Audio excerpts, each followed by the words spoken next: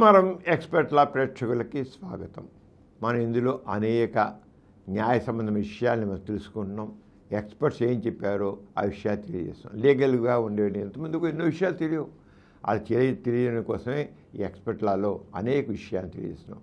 ఇవి సివిల్ కేసులకు సంబంధించిన విషయాల గురించి మనం ఇటీవల అన్ని డిస్కస్ చేస్తున్నాం. ఈ రోజున వాదనాంశములు అంటే ప్లీడింగ్స్ జనరల్లీ ఈ ప్లీడింగ్ అంటే ఏమిటి అనేది తెలుసుకున్నాం. ప్లీడింగ్ అనే పదము ద్వారా పదం అని ఏంటంటే ప్లీడింగ్ అనే పదము దావాపత్రములకు మరియు సమాధాన పత్రములకు కూడా వర్తిస్తుంది. దావా దేశానికి సంబంధం కూడా పడుతుంది మరియు సమాధాన పత్రం కూడా. ప్లీడింగ్ అనే పదము దావాపత్రములకు మరియు సమాధాన పత్రం కూడా వర్తిస్తుంది. ఒక కక్షిదారుని యొక్క లిఖితపూర్వక వాదన ప్లీడింగ్ అనబడుతుంది. ఏమిటి ఆ ప్లీడింగ్ అంటే ఒక కక్షిదారుని యొక్క లిఖితపూర్వక వాదన. ఆ లిఖిత వాదన ఏంటి? ప్లీడింగ్ అనబడుతుంది. వారి యొక్క వాదన అంతా దావాపత్రంలో ఉంటుంది. దావా వేస్తాడు, కక్షిదారు దావా వేస్తారు కదా, ఉంటుంది. ప్రతివాది యొక్క వాదన అంతా అతడు దాఖలు చేయు సమాధాన పత్రంలో ఉంటుంది. అందువలన ప్లీడింగ్ అనే పదం దావాపత్రానికి సమాధాన పత్రానికి వర్తిస్తుందని ఈ రూల్లో పేర్కొనబడింది. ప్లీడింగ్స్ అనే పదాన్ని వివరించడం తేలికైనా నిర్దిష్టమైన తెలుగు అనువాదము కష్టం. ప్లీడింగ్స్ అంటే వాదనాంశములు అని ఒక రకంగా చెప్పుకోవచ్చు. వాదనాంశములుగా ఏ విధంగా ఉండాలో ఆర్డర్ 7, ఆర్డర్ 8లో సవిరంగా మనం చెప్పుకున్నాం. అందువలన వాదనాంశాలకు సంబంధించిన సాధారణ విషయాల గురించి మాత్రమే ఈ ఆర్డర్లో మనం చెప్పుకుందాం. ముఖ్యమైన విషయం వల్లనే ప్లీడింగ్స్లో పేర్కొనవలెను. ఇవేం చేశాడు? కక్షిదారుడు లిఖితపూర్వకంగా తన వాదన తెలియజేశాడు. పైగా ప్రతివాది ఏం చేస్తున్నాడు చెప్తాడో అని కూడా దాన్ని రాసి వివరంగా చేశాడు. తను ఏ రంగా కరెక్టు, తనకి ఏం కావాలి, అర్హుడు. ఈ ప్లీడింగ్లో కక్షిదారుడు తాను ఎలాగా తనకి లాభం కావాలి, తను ఏ రంగా తనకు అర్హుడు, ఎందుకు అర్హుడు, ఏజివాడు ఎలాగ తను తప్పించుకొని ప్రయత్నం చేస్తున్నాడు, తను ఎలాగ తన్ని మోసపుచ్చుతున్నాడు, ఏ మాటలు చెప్తున్నాడు ఇది ప్రతివాది, ఆ ప్రతివాది చెప్పేవి ఎలా తప్పు, నేను ఈ రంగా నాకు అర్హత ఉంది అనేది ప్లీడింగ్లో రాసి కోర్టు సంబంధం చేశారు. అంచేత ముఖ్యమైన విషయాలనే ప్లీడింగ్స్లో పేర్కొనే వాళ్ళనండి. ప్లీడింగ్ చెత్తంతా రాయకూడదు. ముఖ్యమైన విషయాల్ని ఏంటి ముఖ్యమైన విషయాలు? వాది మరియు ప్రతివాదులు తమ వాదనలను ఏ అంశములు అత్యంత ప్రధానమైనవో అటువంటి ముఖ్యమైన అంశములు మాత్రమే తాము దాఖలు చేయు దావాపత్రము లేదా సమాధాన పత్రంలో సంక్షిప్తంగా పేర్కొనవలెను. అంతే తప్ప మొత్తం సాక్ష్యమును అందులో పొందపరచరాదు. అవసరం బట్టి దావాపత్రము లేక సమాధాన పత్రము వరుస నెంబర్లు కూడిన పారాగ్రాఫులుగా విభజించవలెను. వీళ్ళని బట్టి ఒక్కొక్క పారాగ్రాఫ్లో ఒక్కొక్క నిర్దిష్టమైన అంశాన్ని పేర్కొన్నారు. ఊరికి చాడపారదు రాయదు, ముఖ్య పాయింట్స్ రాసుకుంటూ వెళ్ళాలి. ఆ పాయింట్స్ కూడా పారాగ్రాఫ్ పెట్టి రాయాలి. తారీఖులు, సొమ్ము మొత్తం, అంకెలు పేర్కొనబడవలసి వచ్చినప్పుడు అక్షరములో కూడా పేర్కొని తీరవలను. నాకు 15 లక్షలు రూపాయలు అతను అప్పుగా తీసుకున్నాడు, ఇవ్వాల్సి ఉంది, అప్పు తీసుకుని ఇవ్వాల్సి ఉంది. 15 లక్షలు అనేది అంకెలు కాదు, అక్షరాల్లో రాయాలి. అక్షరాలు ఏ అంకెల్ని అక్షరాల్లో పేర్కొనాలి. దావాపత్రము లేక సమాధాన పత్రము రాయటం ఒక కళ, నిజంగా ఆర్ట్. న్యాయవాది యొక్క బుద్ధి కుశలత, పైగా ఇందులో ఈ రాయడంలో ఇది వీడు రాయలేడు, న్యాయవాదే రాస్తారు కదా. మనం ఏదైనా కేసు వేసేవారు అంటే అది మనం చెప్పినట్టు న్యాయవాది రాస్తాడు అంటారు. న్యాయవాది యొక్క బుద్ధి కుశలత, చాతుర్యము వాటిలో స్పష్టమవుతుంది. విషయం అస్పష్టంగా ఉండకుండా, గందరగోళంగా లేకుండా చాలా స్పష్టంగా సరళమైన భాషలో పేర్కొనవలెను. అదే సందర్భంలో చాలా సంక్షిప్తంగా ఉండవలెను. సంక్లిష్టం ఉండకూడదు, సంక్షిప్తంగా ఉండను. అయితే అవసరం బట్టి కొన్ని ప్రత్యేక అంశం విషయంలో కొంత వివరణ ఇవ్వవచ్చును. ప్రత్యేకించి సమాధాన పత్రం రాయట్లో కొంత మెరుగు అవసరము. దావాపత్రములోని అంశములను పూర్తిగా తిరస్కరించడం కాకుండా సందర్భానుసారంగా దావాపత్రంలో ఉదరించబడిన వివాదాస్పద అంశములు మరియు ప్రతివాది ఆమోదించని అంశములకు సంబంధించి మాత్రం తన బాధ వివరించడం ఉపయుక్తంగా ఉంటుంది అని ఇది చేయలేదు. ఇక మనం తెలుసుకోవాల్సింది ఏంటంటే వివరాలు పొందుపరచవలసిన సందర్భాలు ఏంటి. ఇప్పుడు ఆంధ్రప్రదేశ్ సంబంధించిన తీసుకున్నాం. రూల్ 4A దానిలో నెంబర్ 1 చేసి తనకు గల ప్రత్యేకమైన హక్కులు పేటెంట్ రైట్స్ అతికింపబడినవి పేర్కొంటూ వాది దావాను దాఖలు చేసినప్పుడు ఏ ఏ సందర్భంలో అటువంటి అతిక్రమణ ఉల్లంఘన జరిగిందో బ్రీచ్ ఆఫ్ రిలైడ్ ఆన్ దావాపత్రంలో కానీ లేదా దావాపత్రం యొక్క అనుబంధం అనేది స్పష్టంగా పేర్కొనవలను. ఇదంతా సివిల్ కేసులు కదండి.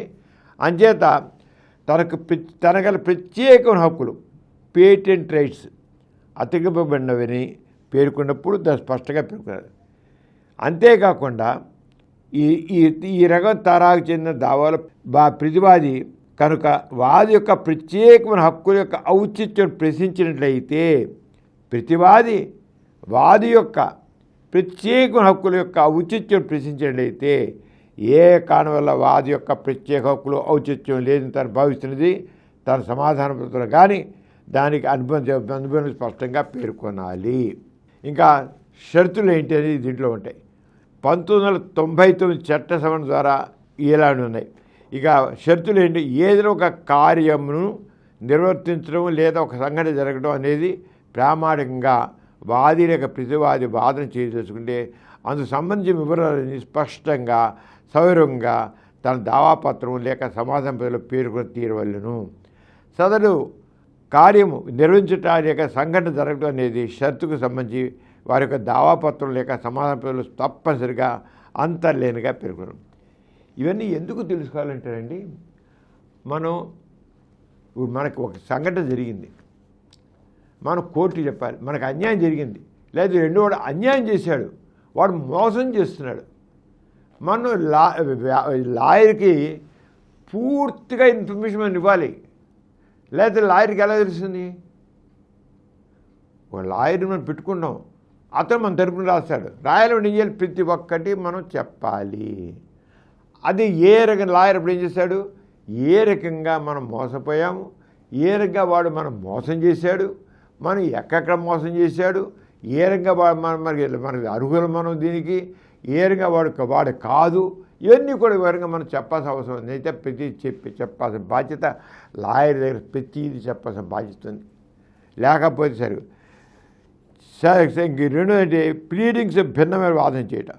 సర్వసాధారణంగా ఒకసారి ఒక వాదనను తీసుకున్న తర్వాత ఆ వాదనకు విరుద్ధంగా మరొక కొత్త వాదన చెప్పే అవకాశం వాదికి కానీ ప్రతివాదికి కానీ ఉండదు.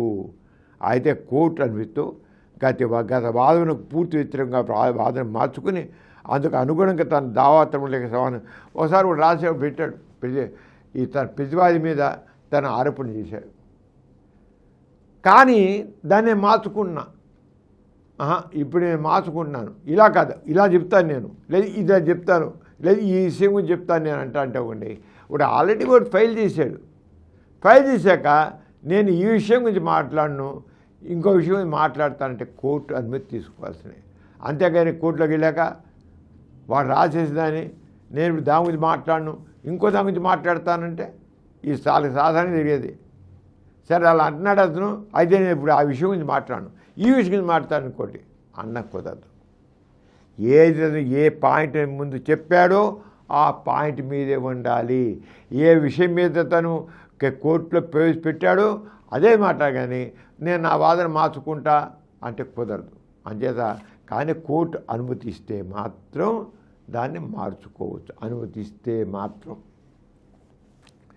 సహజంగా వాది లేక ప్రతివాది యొక్క నిర్దిష్ట వాదంతో దావాపత్రం లేక సమాధాన పత్రం దాఖలు చేసిన తర్వాత అంత పూర్తిగా భిన్నమైన వాదన చేయడానికి అవకాశం ఉండదు. ఆ విధంగా విరుద్ధమైన వాదన చేయవలసి ఉన్నచో న్యాయస్థానం అనుమతితో ప్లీడింగ్స్ సవరించవచ్చును. ఇంత మనం చెప్పుకున్నాం కదా, అదే. అయితే న్యాయస్థానం సాధారణంగా ఎందుకు అనుమతించదు? నేను మాటికి నా మాట మార్చుకుంటాను, ఇలా చెప్తాను, అలా చెప్పను అని అంటే ఒప్పుకోదు.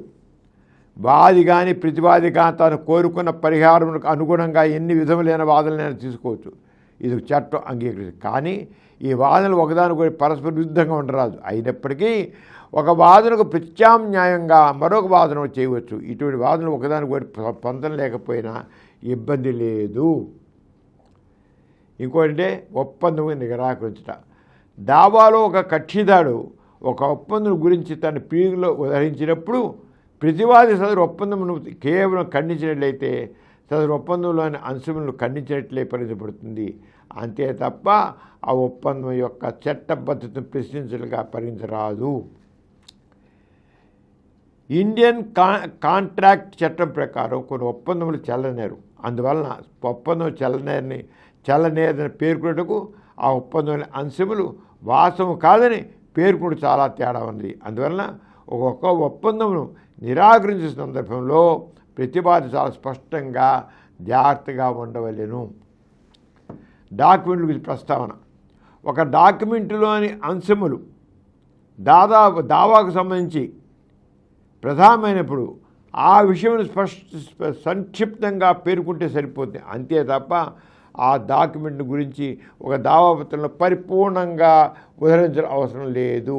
అయితే ఆ దావాపత్రంలోని ఒక భాగము లేక కొన్ని వాక్యాలు అత్యంత ప్రధానమైతే అంతవరకు దావాపత్రంలో ఉదహరించవచ్చును. ఒక వ్యక్తి దురాలోచన, ఒక విషయం తెలియట లేక తెలియకపోవట, ఒక వ్యక్తి యొక్క మానసిక స్థితి మొదలైన ప్లీడింగ్స్ ప్రధానమైనప్పుడు ఆ విషయం పేర్కొంటే సరిపోతుంది. అంతే తప్ప అందుకు సంబంధించిన పూర్వాపరాలని ఉదరించ అవసరం లేదు. ఈ రంగా రకరకాలు ఉన్నాయండి. మనం ఇవన్నీ దావా నుంచి చూసాం కదా, ప్లీడింగ్ గురించి తెలుసుకున్నాం కదా. అది మరొక విషయం మీద వచ్చే ఎపిసోడ్ తీసుకున్నాం. అంత చాలా తీసుకున్నాం. మంచిది. ఈ కార్యక్రమం మీకు ఎంతో నచ్చింది కదా. ఇటువంటి మరిన్ని వీడియోల కోసం అనతి కాలంలోనే 21 కోట్ల వ్యూస్ సాధించిన సమరం ఛానల్ సమర్పించు సమరం ఎక్స్పర్ట్ల ఛానల్కు సబ్స్క్రైబ్ చేయండి, లైక్ చేయండి, మీ ఫ్రెండ్స్కి షేర్ చేయండి. అలాగే ప్రక్కనున్న గంట సింబల్ని ప్రెస్ చేయడం మర్చిపోకండి.